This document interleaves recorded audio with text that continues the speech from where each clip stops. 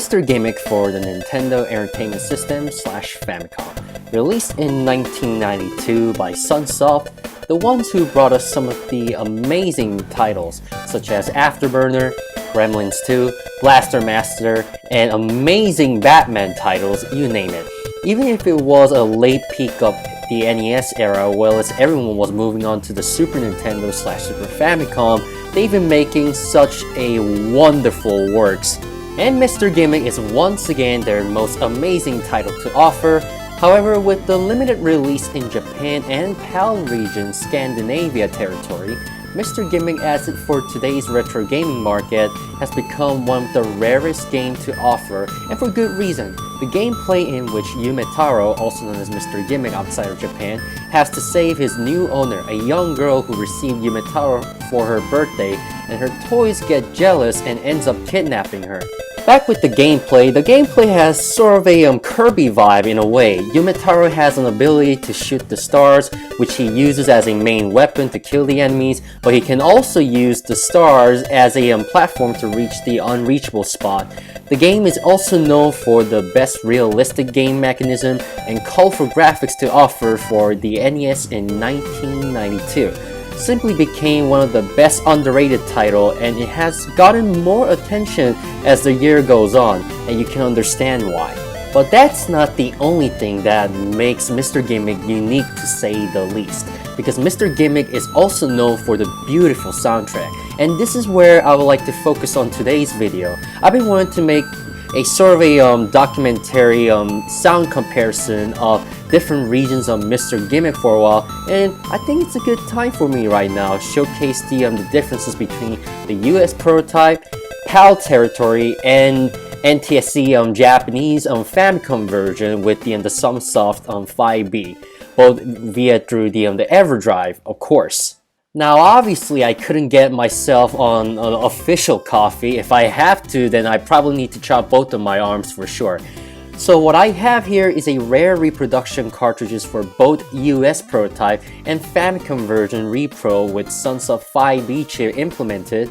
And for the sake of the PAL and Japanese version of Mr. Gimmick, I managed to get the gameplay footage via through this FPGA, also known as Field Programmable Gate Array NES clone called AVS by folks of RetroZone, in which the system has the ability to switch the region in between NTSC and PAL.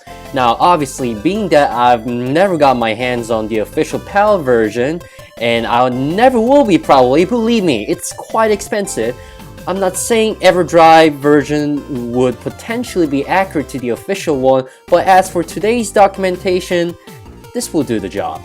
In fact, I must address all of the game footages, particularly focusing on a sound department, where all comes down to the AVS console. Several reasons of using this console instead of AV Famicom is, once again, the PAL version of Mr. Gimmick, that's one thing, and second, Japanese reproduction card. While Famicom does include the extra sound channel to support extra sound chips such as Sunsoft 5B, but unless you modify the 72 to 60 pin adapter, the address line is not accurate, and even with the adapter, it will not produce the Sunsoft 5B chip. So please excuse me if I don't get to represent the accurate sound from the official hardware for today's documentation due to the technical aspects that I have to go through to showcase the sounds of the different types of Mr. Gimmick cartridges. With all that being said, let's get right into the test line.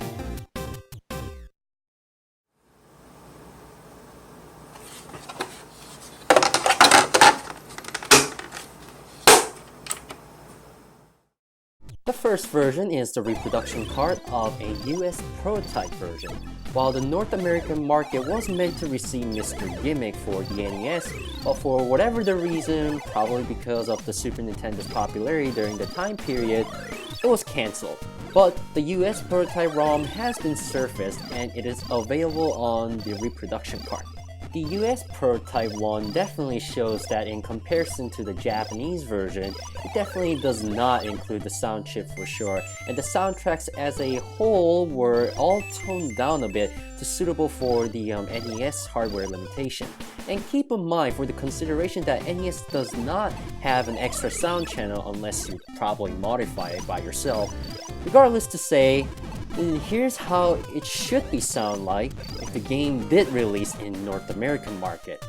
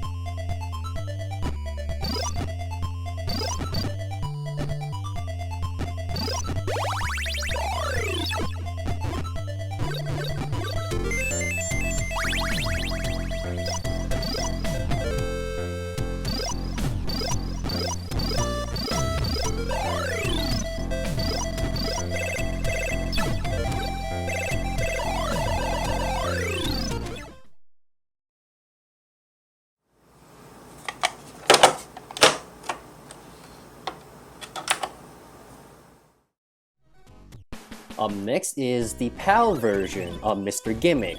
Once again, I would like to address, even if I managed to capture this footage via EverDrive and with the huge help of AVS's region switch, I should point out once again that this might not be 100% accurate to the PAL version, but I digress. Much like the NTSC United States prototype version, the sound is dimmed for make it suitable for the PAL NES to handle it. PAL version also has a bit of a jerky sound effects as well. For instance, it's getting a special items and all that kind of stuff.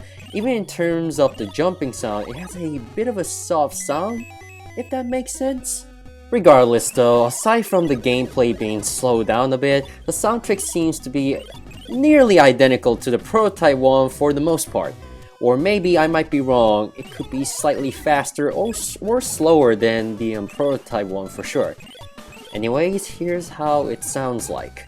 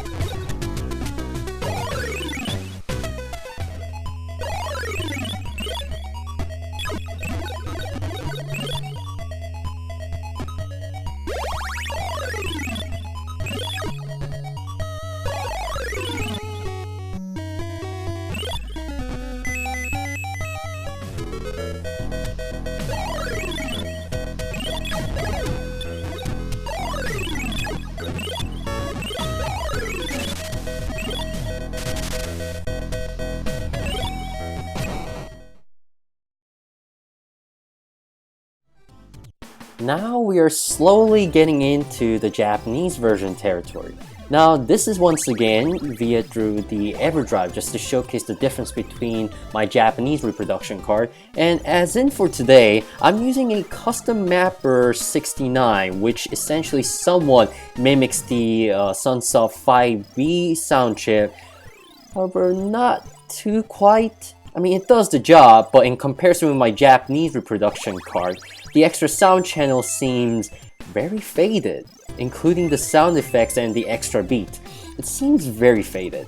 It is noticeable, but you have to volume up your television or something in order to get those sweet sound effects. Anyways, here is how the EverDrive version via custom mapper 69 would sound like in Gimmick.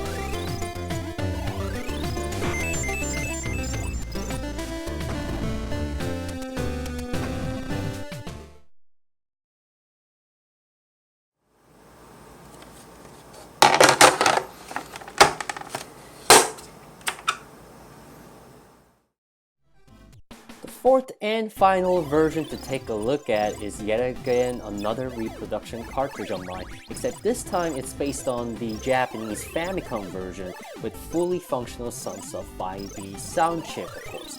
Now, as I vaguely mentioned in the EverDrive version, the sound chip implication in this reproduction card is much noticeable, and it is louder in fact.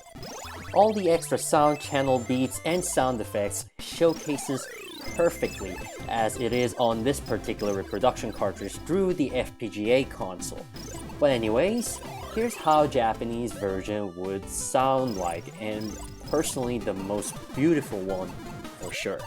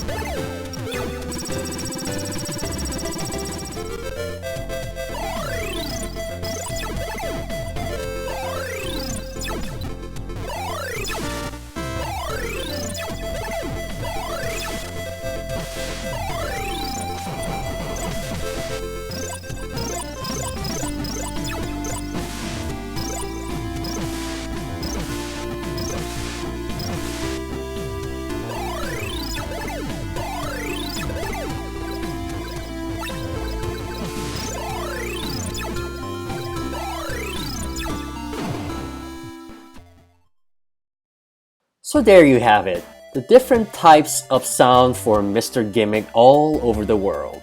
It is no doubt that Mr. Gimmick has given a cult status for the retro gamers to be hooked into and consider the game itself to be one of the true hidden gem and considered as one of the best NES game of all time.